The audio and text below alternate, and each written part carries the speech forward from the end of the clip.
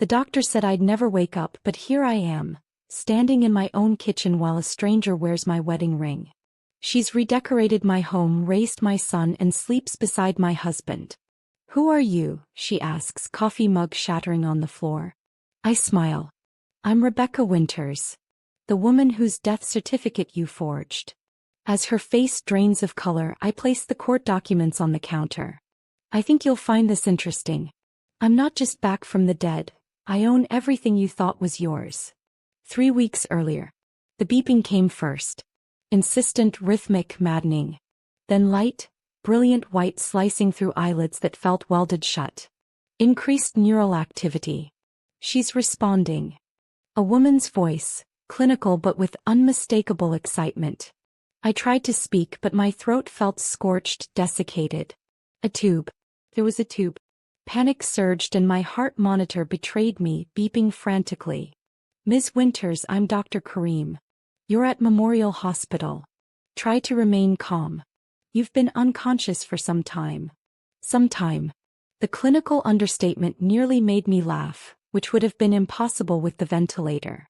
I forced my eyes open, wincing against the fluorescent assault. The doctor came into focus. Warm brown skin, silver-streaked hair pulled into a tight bun, eyes sharp with intelligence. "I'm going to remove your breathing tube. It will be uncomfortable." Uncomfortable. Another masterful understatement. I gagged and coughed as the tube slid free, each spasm sending knives through atrophied muscles. "Water," I rasped, my first word in 7 years.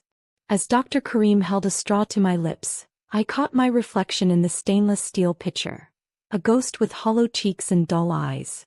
Not the 34-year-old corporate lawyer who had left the office on a rainy Tuesday. Who was this specter? "How long?" I whispered, though I already knew the answer. The silver in Dr. Karim's hair that hadn't been there before. The subtle changes in the hospital room. Technology that looked too sleek, too advanced. 7 years, Ms. Winters. You were in a medically induced coma following a catastrophic vehicle collision in 2018. Today is March 15, 2025. 7 years. 2,555 days, give or take. My law firm partnership. Gone. My meticulous 5-year plan. Obliterated. My husband Nathan. My son Theo, who'd been barely 5. Theo would be 12 now. My chest constricted. My family, I managed. Nathan. Theo. Dr. Karim's expression shifted subtly. "We've notified your emergency contact. Your sister is on her way." Not my husband. My sister. The implication hung in the antiseptic air. "You've beaten extraordinary odds, Ms. Winters," Dr. Karim continued. "We actually pronounced brain death 3 times. The staff started calling you Phoenix." Her smile faded. "But there are complications we need to discuss when you're stronger." Complications. In my former life as a lawyer, I specialized in complications. Finding them, solving them, sometimes creating them when necessary. "Tell me." My voice grew firmer with each word, my brain firing more rapidly. "Now." Dr. Karim assessed me, then nodded. "You experienced a traumatic brain injury. We induced the coma to reduce swelling, but there were cascading complications. Organ failure, infections. After the 3rd year, your prognosis was extremely poor. So poor that my husband gave up." I filled in, the truth crystallizing with lawyer's precision. Her silence confirmed it. I closed my eyes, fragments of memory surfacing. Headlights. Rain-slicked roads. A car that shouldn't have been there moving too fast.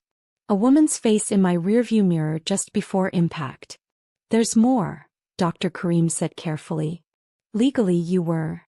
The door burst open and my sister Maya rushed in, 7 years heavier, hair cut short, eyes wide with disbelief. "Becca." He grabbed my hand, tears streaming. "They said it wasn't possible. That you'd never." She broke off, sobbing. Over Maya's shoulder, I saw Dr. Karim slip out, giving us privacy for a reunion that should have been purely joyful. But Maya's grip on my hand felt like a warning. "Maya," I said, my voice gaining strength. "Where are Nathan and Theo?" Her crying stopped abruptly. She straightened, wiping her eyes, buying time. Always a terrible liar, my little sister. Why, my lawyer voice. The one that made witnesses crack on the stand. Nathan, remarried. 3 years ago. She couldn't meet my eyes. And Theo. My heart pounded. He's with them. In the house. Nathan's wife, she's been good to him. The reluctant admission sounded rehearsed. Her name. Camilla. Camilla Winters now. My maiden name had been Winters. Nathan had taken it when we married. His idea, a gesture of equality that had charmed me. Now another woman had it. Show me, I demanded. Becca, you just woke up. You need time to show me my family, Maya. Sighing, she retrieved her phone, tapped the screen, hesitated, then handed it to me. Social media. Nathan's profile. My husband, older, distinguished with silver temples, standing beside a willowy blonde. And between them, a lanky boy with my dark eyes and serious expression. My son, nearly a teenager, smiling at the woman with her arm around his shoulders. The caption, family vacation. #blessed, #family first. When can I go home? I asked, my voice unnaturally calm as I formulated the beginning of a plan. Becca, it's complicated. Legally, you were declared dead. I finished for her. Nathan had me declared legally dead. Her silence was confirmation enough. I closed my eyes, feeling something hardening inside me. Death certificates. Property transfers. Insurance payouts. The legal implications stacked up in my mind. I'd been erased. On paper, in life, in my son's memory. But not for long. Dr. Kareem mentioned complications, I said, opening my eyes. She didn't realize I specialize in complications. I looked confused. What are you going to do? First, I said, pushing myself up on trembling arms, I need to walk again. Then I need a laptop. And then, dear sister, I'm going to resurrect myself. Legally, literally, and in every way that matters. They thought I was gone. They built a new life on the foundation of my absence. But I wasn't just coming back. I was coming back with receipts. Legally dead. The phrase hung in the sterile hospital air as I stared at Maya's tablet. 3 weeks since awakening, I'd progressed from bedridden to wheelchair-bound. A miracle according to Dr. Kareem, evidence of my determination according to me. They don't make it easy to return from the dead, I muttered, scrolling through probate court records Maya had reluctantly accessed for me. The death certificate stared back at me. Rebecca and Winters, cause of death. Complications from traumatic brain injury. Date, October 17, 2022. 3 years after my accident. 4 years ago. Becca, maybe slow down? Maya hovered anxiously. You're pushing too hard. I ignored her, swiping to Nathan's financials. My legal resurrection would require methodical evidence gathering, something I excelled at before my death, and apparently still did. Interesting, I said, more to myself than Maya. Nathan's design firm took off spectacularly in 2022.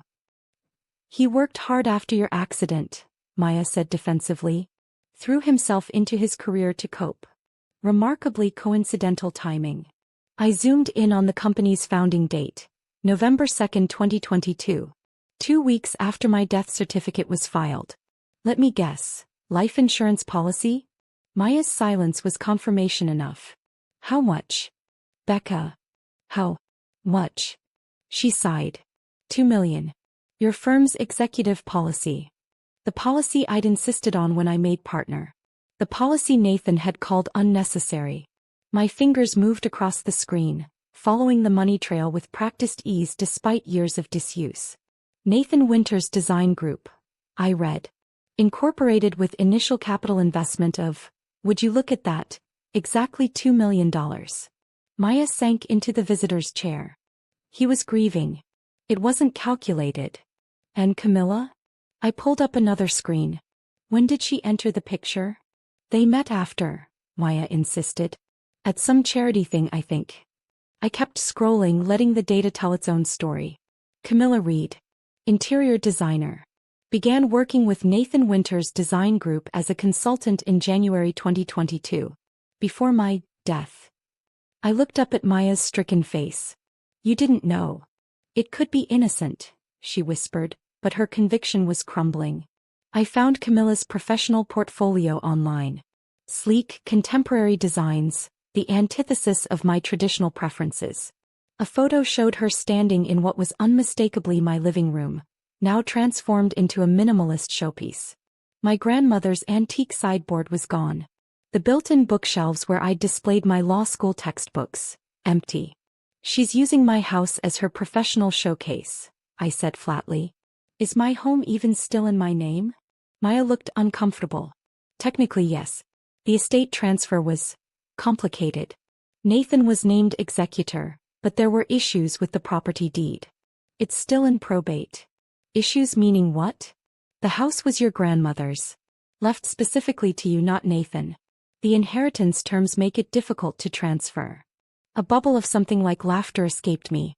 Grandma Morrison and her antiquated trust conditions. She never did approve of Nathan. She thought he was after your money, Maya confirmed. She wasn't wrong. A young nurse entered with medications, startling at the intensity on our faces. Sorry to interrupt. Physical therapy in 30 minutes, Ms. Winters. After she left, I continued my digital archaeology. Theo's school records, honor roll gifted program just like his mother. A newspaper article about Nathan winning the Burnham Prize for Architectural Innovation. Featuring my design concepts, ideas I'd sketched for Nathan years ago when we dreamed of building a firm together. Nathan became quite successful, Maya ventured cautiously. Nathan became successful using my life insurance to fund a company built on my ideas, while living in my house and raising my son with another woman. The coldness in my voice surprised even me. The Nathan I married was talented but scattered. Terrible with deadlines. Hopeless with finances. This Nathan. I gestured at the sleek website showcasing his firm. This Nathan is remarkably polished. People change in 7 years, Maya said. Or they have help. I pulled up Camilla's background. MBA from Wharton. Former marketing executive at a luxury design conglomerate. She's the business brain. A notification popped up on the tablet. A news alert Maya had set for Nathan's name. My finger hovered over it momentarily before tapping. Nathan and Camilla Winters to host annual architectural heritage fundraiser. I read aloud. Design power couple opens historic Morrison estate for charity gala. Maya winced. The Morrison estate is my house, I finished. Named for my grandmother. The house Nathan is legally occupying despite questionable ownership. I checked the date. This Friday. Becca, you can't possibly think of going. You're still in rehabilitation. I smiled thinly. What better rehabilitation motivation than returning to my own home? They don't know you're awake yet, Maya protested. The shock could. Could what? Disturb the perfect life they've built on the foundation of my death? How inconsiderate of me. I meant it could be traumatic for Theo. That landed. I closed my eyes, picturing my son's face from the social media photos. 12 years old. 7 years without his mother. How much did he remember me? I need to see him, Maya, I said softer now. He's my son. He thinks you're dead. Nathan told him you died a hero, saving another driver. The irony was breathtaking. And what about my miraculous resurrection? When were they planning to tell him about that? Give me time to prepare them, Maya pleaded. Let me tell Nathan you're awake, let him break it gently to Theo. Please. I considered her request, lawyer brain calculating advantages and disadvantages of surprise versus preparation. But another part of me, the part that had fought through 7 years of darkness, rebelled against giving Nathan any warning at all. I need something from my house, I said abruptly. What? My evidence files. Hidden in my office. Behind the copy of War and Peace on the 3rd shelf. Maya looked confused. Evidence of what? I hesitated, deciding how much to reveal. Before my accident, I was investigating financial irregularities at one of my firm's clients. Nathan may not have found them in 7 years, but if he's hosting events in my office. It wasn't a complete lie. I had been investigating something, just not what Maya would assume. I'll try to get them, she promised. And I need to see the accident report from my crash. Why? Curiosity. I kept my expression neutral. 7 years is a long blank space. I'd like to fill in what happened. The nurse returned with a wheelchair. Physical therapy time, Ms. Winters. As Maya helped transfer me, a photo caught my eye on the tablet. Camilla receiving a Women in Design award. The photographer had captured her profile perfectly, the distinctive slope of her nose, the sharp angle of her jaw. A profile I'd seen before, illuminated by headlights in my rearview mirror seconds before impact. Take your time with my recovery, I told the physical therapist as we left the room. I've decided I'm going to a party on Friday, and I'll need to stand on my own 2 feet. The therapist laughed, thinking I was joking. I wasn't. You realize this is insane, said Jean Park, my former law partner and closest professional ally, staring at me over the rim of her espresso cup. Her sleek bob hadn't changed in 7 years. One constant in a world gone sideways. We sat in a private corner of the hospital cafeteria, my wheelchair positioned with my back to the wall. Old lawyer habit. Watch everyone, reveal nothing. Legally insane or colloquially insane? I asked, enjoying the familiar rhythm of our banter. Both. You can't just show up at a charity gala at your former home 2 days after learning you've been declared dead. Jean slid legal documents across the table. Death certificates aren't exactly easy to undo. There are protocols, hearings, DNA verification. Which is why I called you and not the first ambulance chaser in the yellow pages. I scanned the documents with practiced efficiency. I need legal resurrection, Jean. Fast-tracked. Fast-tracked resurrection, she repeated flatly. You've been legally dead for 4 years, Becca. Your assets were distributed. Your husband remarried. Your son. My son thinks I'm dead, I finished. And every day that continues is another day stolen from us. Jin's expression softened. She'd been Theo's godmother. I want to help. But this isn't just filing paperwork. It's dismantling a life Nathan and Camilla built. On the foundation of my supposed death, I reminded her. A death certificate filed with suspicious timing. Jean leaned forward. What are you not telling me? I hesitated, then pushed Maya's tablet toward her. The accident report. Look at the witness statements. Jean scrolled, brow furrowed. No witnesses identified. Driver who hit you fled the scene. Suspected intoxication based on erratic driving. She looked up. A hit and run. Despicable but not uncommon. Keep reading. Her eyes widened at the next section. Paint transfer analysis indicated a white BMW 5 Series, 2017 to 2018 model. She looked up. You think you know who hit you? I pulled up Camilla's Instagram profile, scrolling to posts from 2018. There it was, Camilla posing beside a white BMW, caption reading, New Car Day. #blessed #BMLove. Could be coincidence, Jean said, but her lawyer eyes had narrowed. Camilla begins consulting for Nathan's fledgling firm in January 2022. By October, I'm declared dead despite no significant change in my condition. 2 weeks later, Nathan uses my life insurance to formally establish Nathan Winters Design Group with Camilla as partner. By the following year, they're married. I ticked off points on my fingers.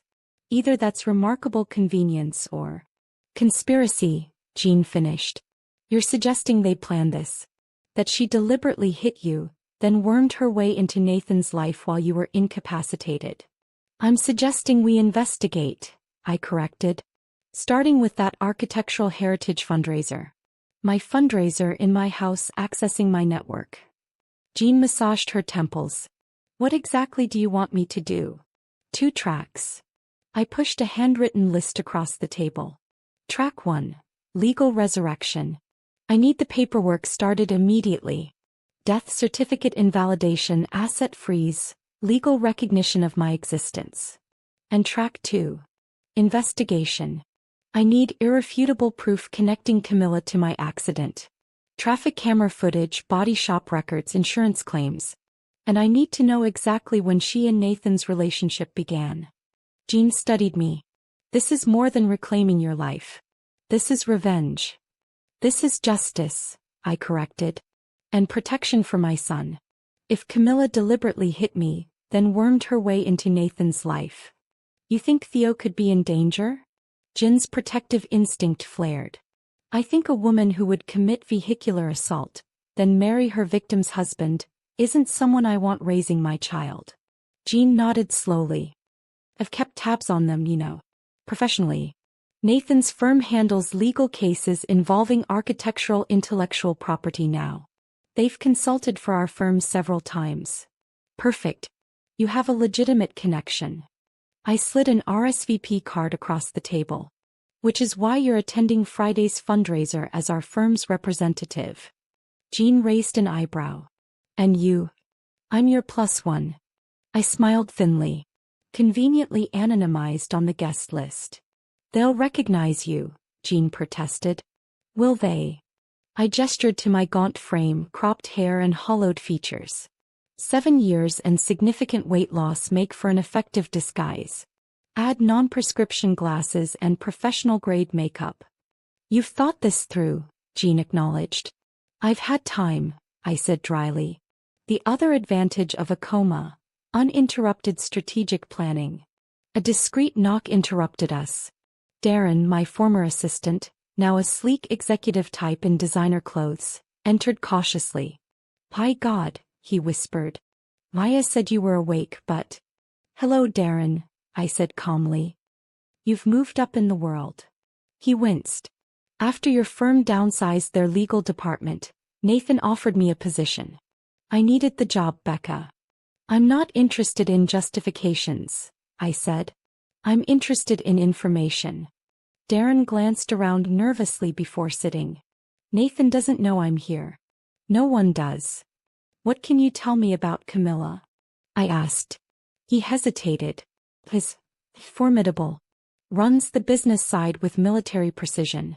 Nathan designs, she sells. They're effective partners. And their relationship with Theo? Darren's expression softened. She's good to him. Supportive. But, Jean prompted. He keeps a box under his bed. Photos of you. Drawings. Things Nathan told him to put away after the funeral, but he wouldn't. Darren reached into his messenger bag. He asked me about you last week. Whether you were really as brilliant as everyone said. My throat tightened. What did you tell him? That you were the smartest person I'd ever met. Darren pulled out a USB drive. He gave me this to keep safe. Said if anything happened to it, there were copies. What is it? I took the small device.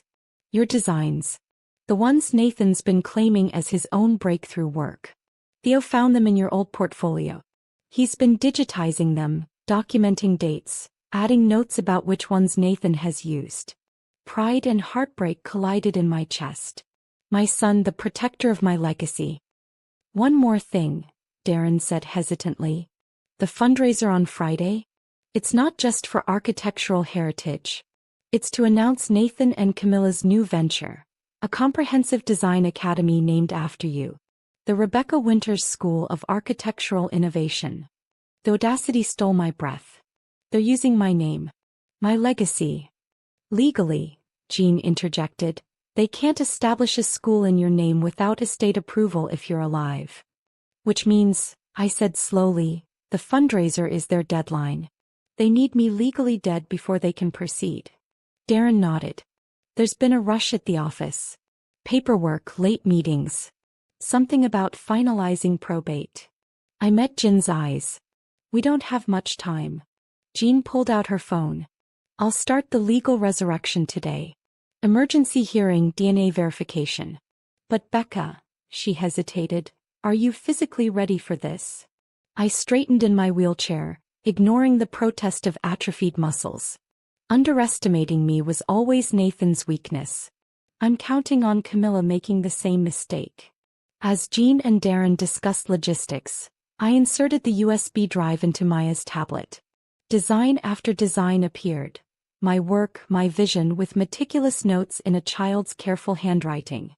Mom's original design, dated 2018.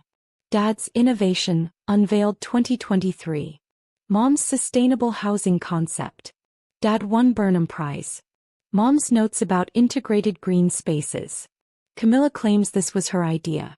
My son hadn't forgotten me. He'd been documenting, preserving, protecting my legacy while I slept. I wasn't just fighting for my life anymore. I was fighting for his faith in justice. Friday, I confirmed, closing the tablet. We end this on Friday. You can't go in there in a wheelchair, Dr. Karim protested, blocking the hospital exit. You're not medically cleared. Friday evening. The culmination of my resurrection plan, or its catastrophic failure. I stood shakily, leaning on a sleek carbon fiber cane, my legs trembling with effort beneath a designer pantsuit Jean had brought. I'm walking out of here with or without your approval, I said calmly. Sign the AMA papers or don't. Your choice. Dr. Karim sighed, recognizing the futility of arguing with me. At least take these. She pressed a pill bottle into my hand. For when the pain becomes unbearable. Because it will. I slipped the bottle into my clutch. Thank you. For everything. Don't thank me yet, she muttered, scribbling on a clipboard. Come back Monday for evaluation, assuming tonight doesn't land you in the ICU. Maya waited in the SUV outside, anxiety radiating from her posture. Last chance to reconsider, she said as I eased into the passenger seat. Not a chance. I checked my reflection in the visor mirror. The woman staring back was simultaneously familiar and foreign.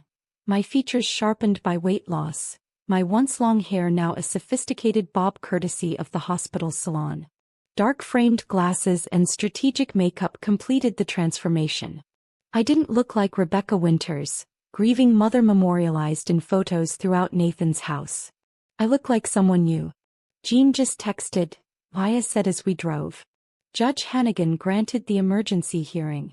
Your resurrection paperwork is being processed, but the temporary injunction against Nathan and Camilla is already in effect. They just don't know it yet. Perfect timing, I murmured.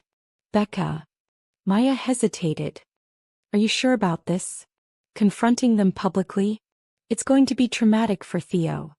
I stared out the window as we turned onto my old street. Morrison Avenue, named for my family. More traumatic than being raised by the woman who tried to kill his mother? Than watching his father profit from my designs? Than believing I'm dead when I'm not? Maya fell silent. We approached the house.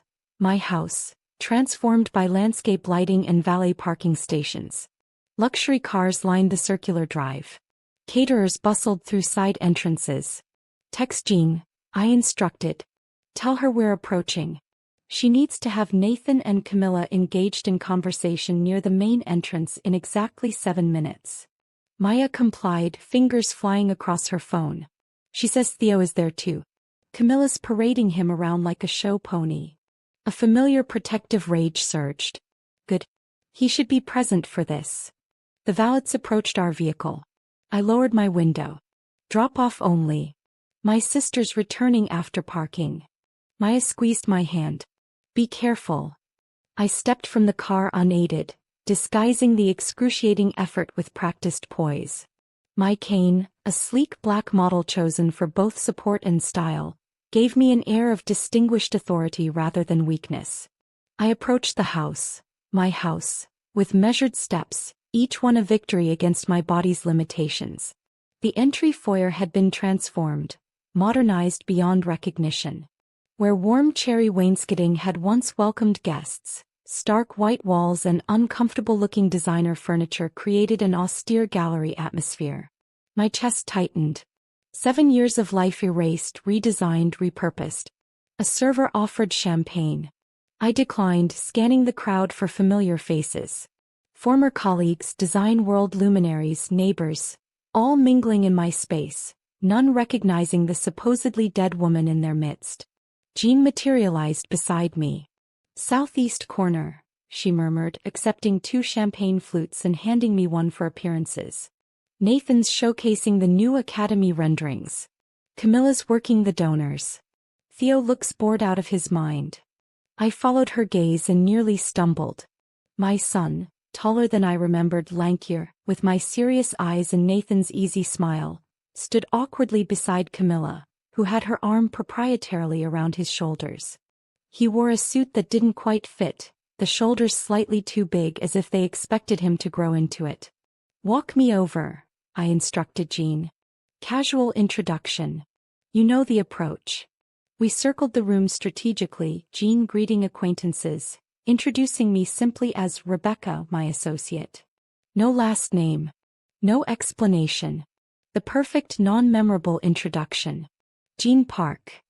Nathan's voice boomed across the gallery space as we approached. Didn't think you'd make it. Park and Associates well represented tonight. Jean smiled professionally. Wouldn't miss it. The firm's quite interested in your academy proposal. Nathan beamed, completely oblivious to my presence beside Jean. Camilla, however, frowned slightly, her gaze lingering on me with vague puzzlement. Nathan, Camilla, this is my associate Rebecca, Jean said smoothly. She specializes in intellectual property law, particularly architectural designs. Pleasure, Nathan said distractedly, barely glancing at me. Jean, have you met the Donovans? Major potential donors. He gestured toward a wealthy couple across the room. In a moment, Jean replied. First, I'd love to hear about the academy concept directly from you both. Rebecca has some expertise in educational foundations. Camilla stepped forward, professional smile firmly in place. The Rebecca Winters School of Architectural Innovation will be the first of its kind, combining Nathan's visionary design approach with practical industry experience. Rebecca Winters, I repeated, meeting her eyes directly. Your late wife, correct? Nathan finally looked at me properly, a flicker of discomfort crossing his features. Yes. A tragic loss. But her legacy lives on through our work. Fascinating approach, I said, voice steady despite my pounding heart. Using a dead woman's name and designs.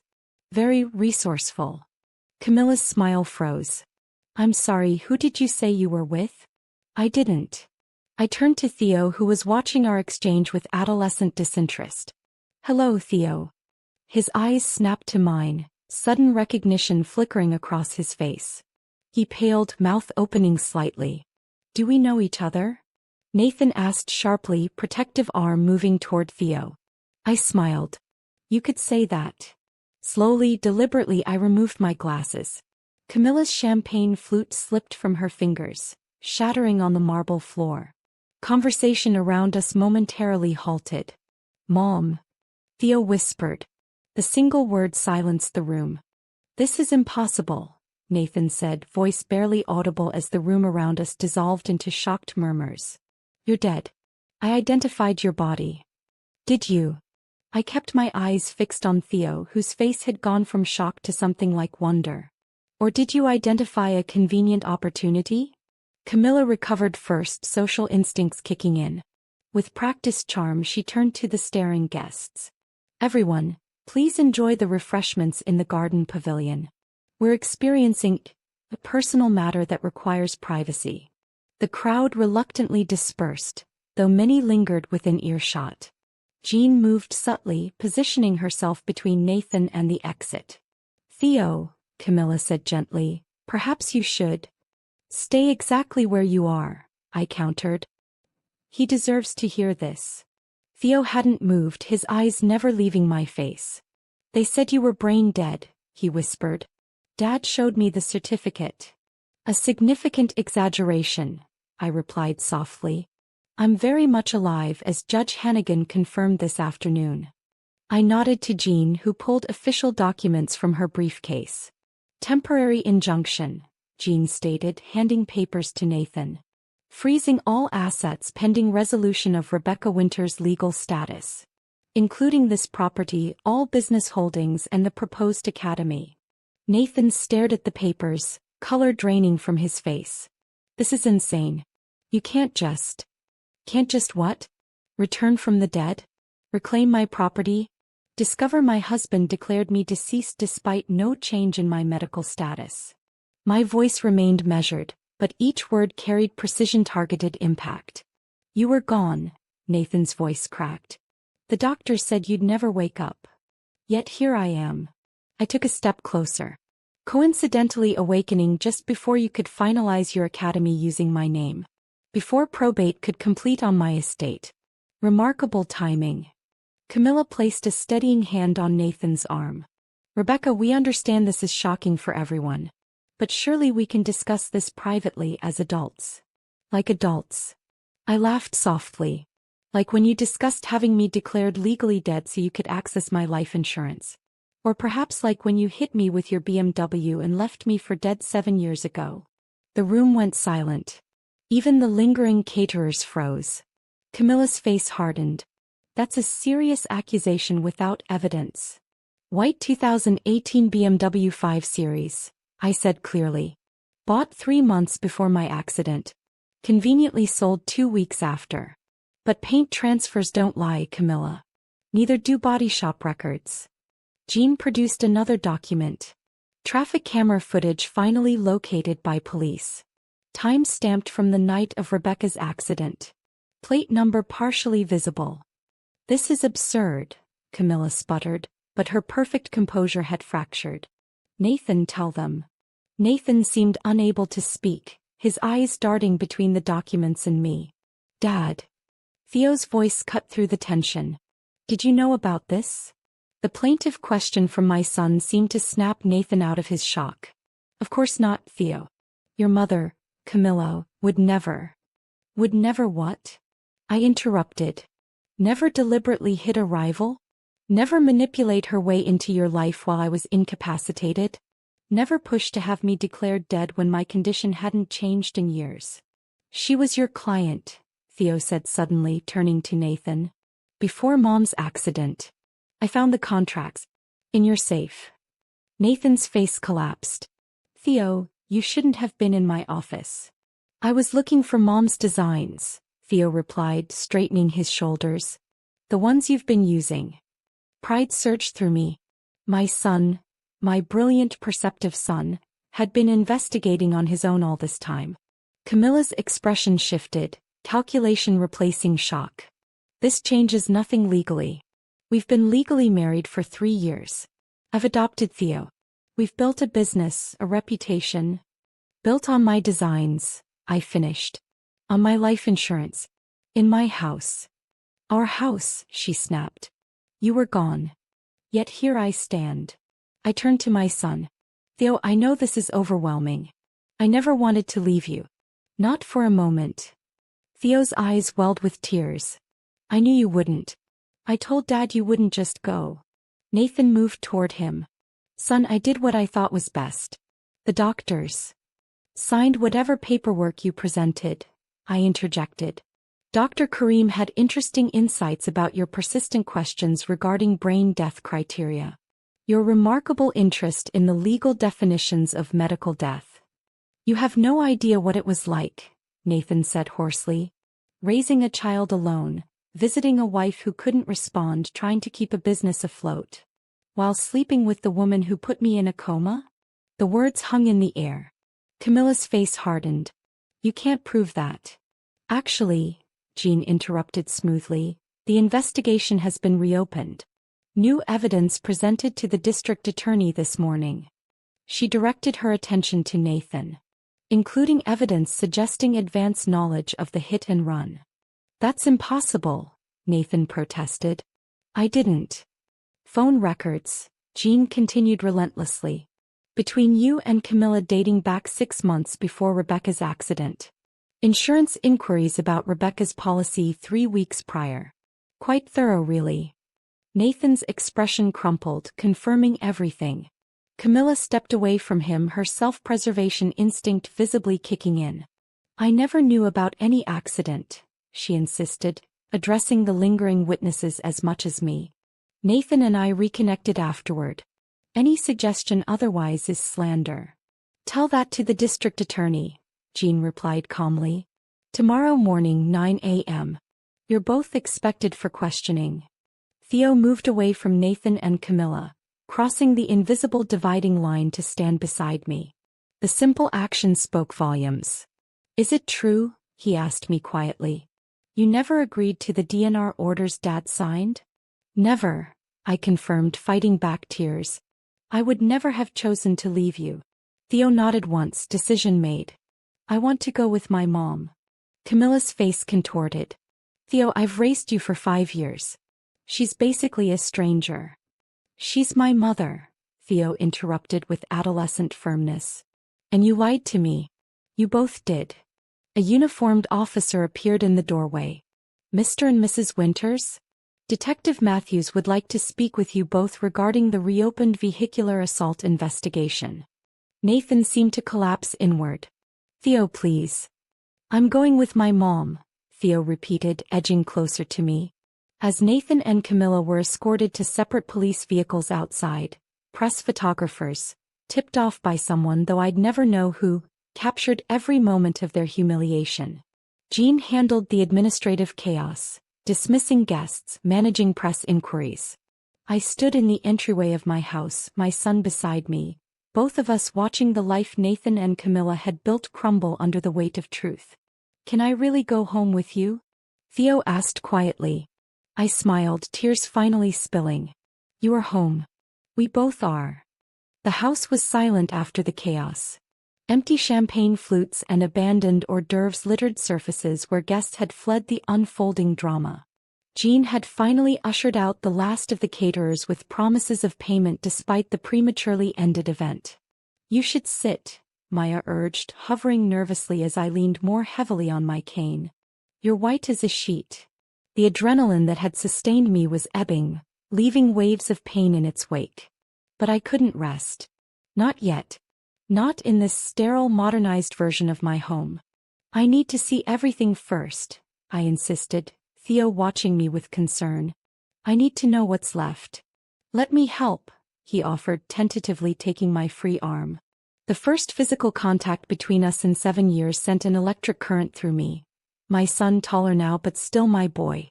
Together we moved slowly through the first floor. The warm colors I'd chosen, buttery yellows and rich terracottas, had been stripped away, replaced by clinical whites and grays. The vintage Persian rugs I'd inherited from my grandmother, gone. The bookshelves that had held my legal texts and Nathan's architectural volumes, now displaying minimalist art objects and stage designer books no one had ever read. She got rid of almost everything, Theo said quietly. Dad let her. Said it was too painful to keep your things around. Yet not too painful to use my life insurance to fund his business, I observed, unable to keep the bitterness from my voice. He kept some things, Theo offered. In the attic. And I. He hesitated, glancing toward the stairs. I have a box. Of your stuff. Things I wouldn't let them throw away. My heart constricted. I'd like to see that. When you're ready. Maya brought me a glass of water and Dr. Karim's pain medication. I swallowed it gratefully, the exhaustion finally catching up as we made our way to the second floor. Theo's room was a typical preteen boy's space. Sporting equipment, gaming system, walls plastered with architectural posters. But among the expected adolescent chaos, I spotted familiar items. A small wooden box I'd given him for collecting treasures. A framed photo of us at the zoo, me holding 5-year-old Theo on my hip as we watched elephants. My old drafting compass sitting prominently on his desk. You kept these, I said softly. He nodded, suddenly shy.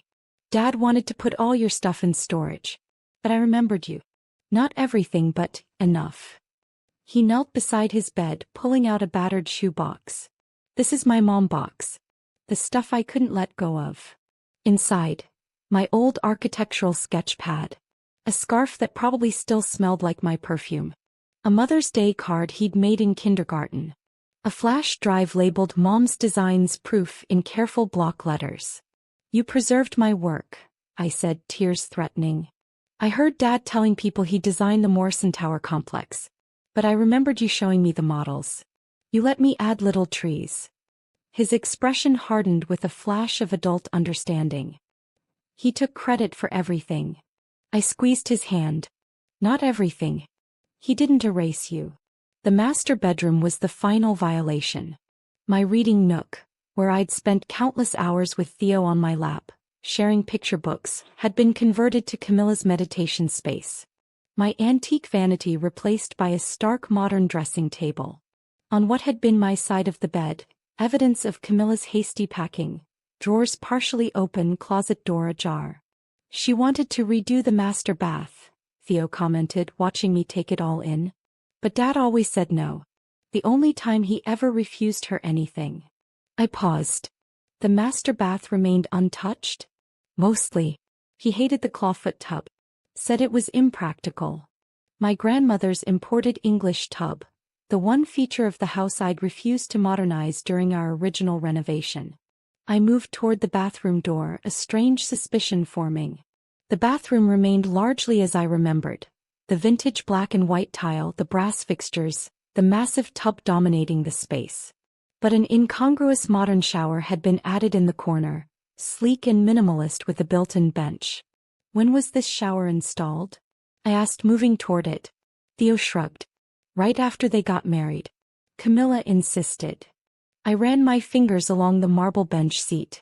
Too deep for comfort and oddly positioned. I pressed experimentally along the edges. Mom? What are you doing? Looking for something that shouldn't be here. I tapped the side of the bench. Hollow. Theo, is there a toolbox somewhere? I need a screwdriver or pry bar. 15 minutes later, we'd removed the marble top of the bench to reveal a hidden compartment containing a waterproof document box. Why would they hide documents in the bathroom? Maya wondered. Because it's the last place anyone would look, I said, opening the box. And because Nathan knew I'd never change this bathroom. It was my grandmother's design. Inside, offshore account documents. Digital records of Nathan's designs. My designs with falsified dates. A flash drive. Most damning of all, a folder containing the original accident report from my crash, complete with witness statements identifying Camilla's vehicle. Statements that never made it into the official police file. Dad knew, Theo whispered, staring at the documents. He knew she hit you. Not just knew, I said grimly, pulling out an insurance document dated 3 months before my accident. He planned it with her. Maya gasped. Are you saying Nathan conspired to kill me? No. I studied the document closely. But to incapacitate me temporarily, possibly. Look at this. A supplemental disability policy, taken out without my knowledge with Nathan as sole beneficiary. They didn't anticipate a 7-year coma. They wanted me temporarily disabled while Nathan established his firm using my designs. That's... Maya couldn't find words. Criminal, I finished, gathering the documents carefully. Insurance fraud at minimum. Conspiracy, evidence tampering. I turned to Theo, suddenly concerned about him hearing all this. I'm sorry. This must be overwhelming. 3 weeks after the fundraiser implosion, I sat in a private conference room at the district attorney's office, across from Nathan and his attorney. Through the glass partition, Camilla waited with her own counsel in a separate room. The forced separation spoke volumes about their deteriorating alliance. Nathan looked diminished, designer suit hanging loosely on his frame, dark circles shadowing his eyes. The confident architect who'd built a career on my designs had crumbled remarkably quickly under investigative pressure. Mrs. Winters, began District Attorney Elena Vasquez, nodding respectfully. Thank you for coming. As discussed with your counsel, we're pursuing plea agreements with both defendants to spare everyone, especially your son, the trauma of a public trial. Jean nodded beside me, but I remained expressionless, eyes fixed on Nathan. Despite everything, seeing him brought complicated emotions, anger certainly, but also flashes of the man I'd loved, the father of my child. 7 years erased by betrayal, yet our history remained. Nathan has agreed to plead guilty to insurance fraud, obstruction of justice, and intellectual property theft, Vasquez continued, sliding documents across the table. In exchange for testimony against Camilla regarding the hit-and-run and subsequent cover-up. Nathan flinched at the words but remained silent, eyes downcast. And the terms? I asked coolly. 5 years, likely reduced to 2 with good behavior. Full restitution of the life insurance payout plus damages. All professional awards and accolades rescinded. Forfeiture of his architectural license. Vasquez listed the penalties dispassionately. The Morrison Academy project? Jean inquired. Dissolved completely, Nathan's lawyer answered. All fundraised money returned to donors. I studied Nathan, who still hadn't looked at me directly. What about Theo? Nathan's head jerked up at our son's name, the first sign of real emotion. I would never contest custody, he said hoarsely. Not after. He trailed off, unable to articulate the magnitude of his betrayal.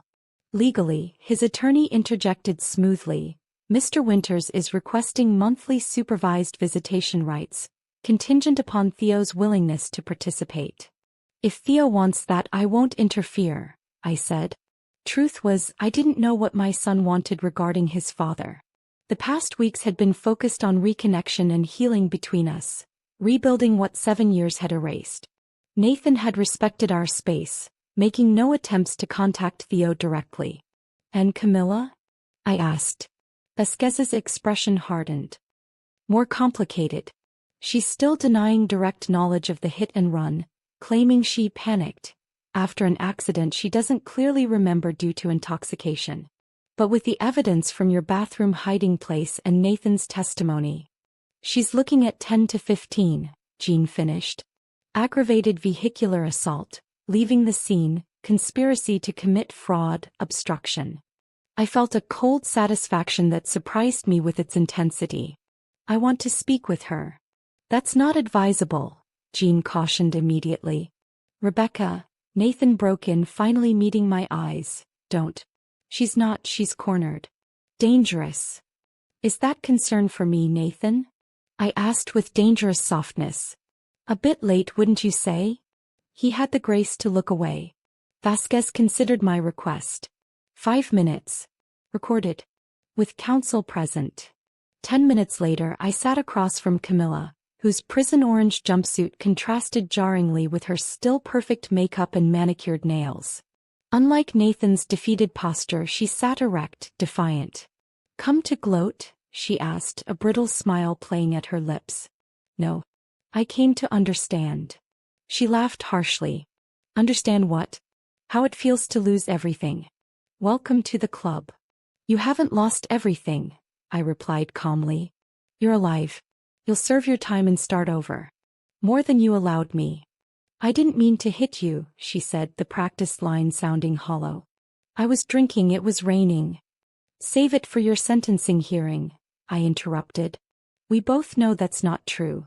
The real question is why. Why me? Something flickered in her eyes. Calculation, then surrender. What did it matter now? You had everything, she said softly, hate and envy mingling in her voice. The talent Nathan needed. The family background. The house. The perfect life. So you tried to take it. I tried to claim what I deserved, she corrected. Nathan recognized my business acumen.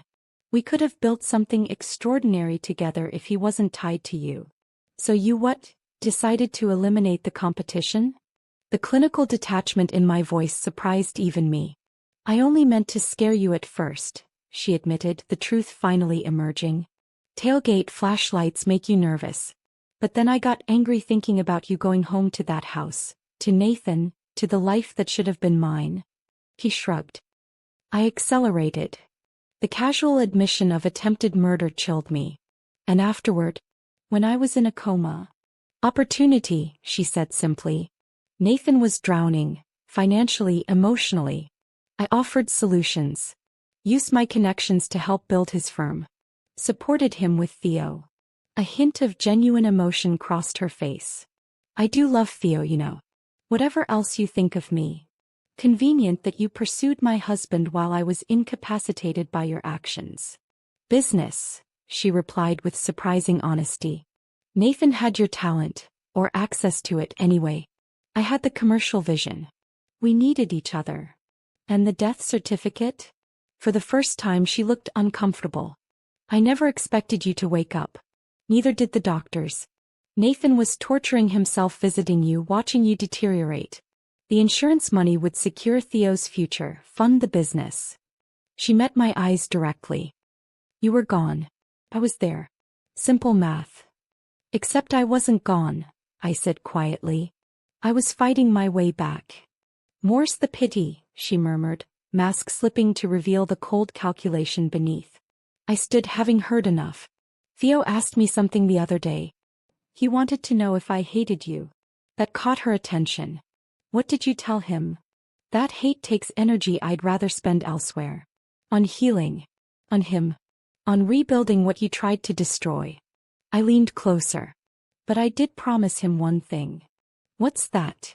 A hint of apprehension finally cracked her composed exterior. Justice, I said simply. And that's exactly what you're going to get. As I turned to leave, she called after me. He'll never be just yours again, you know. I raised him for 5 years. I'm part of who he is now. I paused at the door. The difference is I can acknowledge that without resentment. You were a good mother to him when I couldn't be. That's the only reason I didn't push for the maximum sentence. Her eyes widened at this revelation. Goodbye, Camilla, I said, finding unexpected peace in the finality of those words. Theo and I will be just fine without you. Outside, the autumn sun warmed my face as I emerged from the building.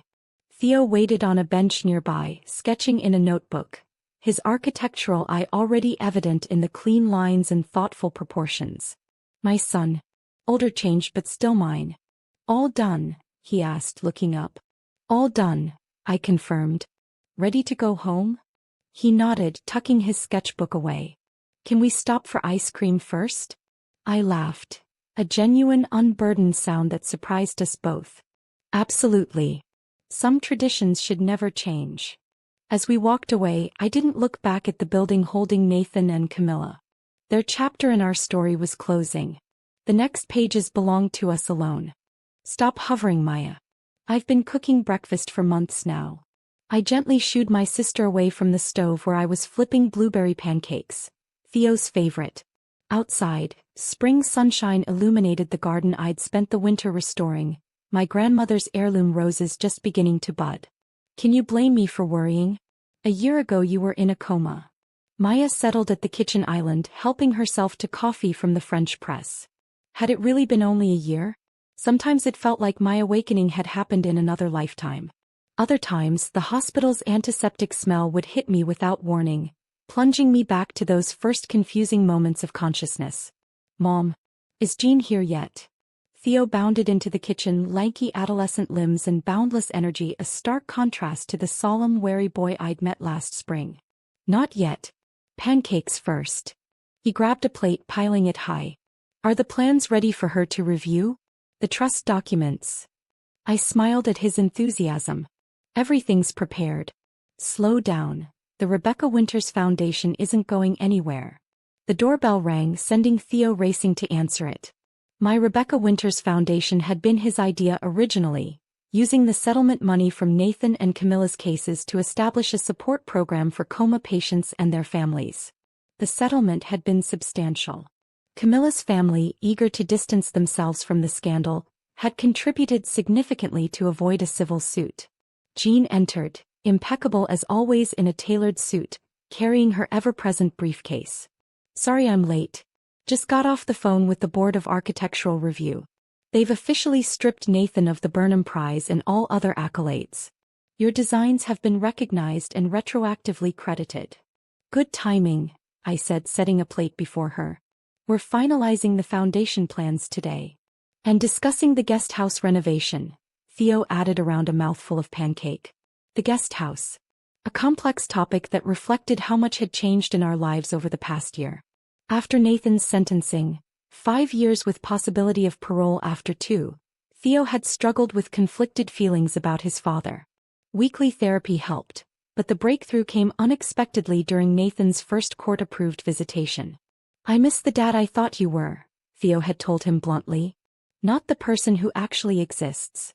Nathan's subsequent breakdown, genuine remorse, and commitment to therapy had slowly built a fragile bridge between them.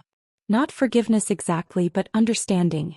Enough that when Nathan qualified for early release into a halfway house program next year, Theo had approached me with an unexpected proposal. We should renovate the guest house, he'd said one evening. For Dad. When he gets out. My initial reaction had been visceral rejection. Have my betrayer living on my property? Impossible. He'll need work, Theo had continued carefully. And you said yourself those architectural restoration projects are more than you can handle alone. He could help. Under your supervision. From the mouths of babes. Or rather, almost teenagers with the emotional intelligence I was still developing.